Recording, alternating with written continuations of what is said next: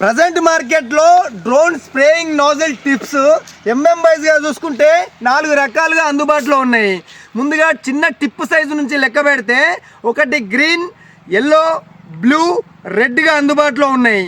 Tank నిండా నీళ్ళు పోసి స్ప్రే 100లో పెట్టి పంపు కనుక ఆన్ చేస్తే అది 3 నుంచి 4 నిమిషాలకు అంతకు మించి కనుక ట్యాంక్ ఖాళీ అయితే దానికి 2 కారణాలు ఉంటాయి. ఒకటి మీ స్ప్రేయింగ్ పంపు రిపేర్కి వచ్చి ఉండాలి. 2 నాజిల్ టిప్ అనేది గ్రీన్ లేదా ఎల్లోని మీరు వాడుతూ ఉండాలి. ఈ టిప్ సైజును బట్టి కూడా ట్యాంక్ ఖాళీ అయ్యే సమయం అనేది పెరుగుతుంది.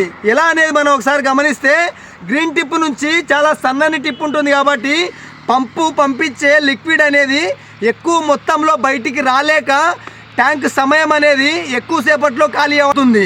డ్రోన్కి సంబంధించిన ఎలాంటి స్పేర్ పార్ట్ కావాల్సిన పైన స్క్రోల్ అవుతున్న నెంబర్ కనుక కాల్ చేస్తే 24 గంటల్లో 2 తెలుగు రాష్ట్రాల్లో ఎక్కడికైనా సరే సప్లై చేయగలము.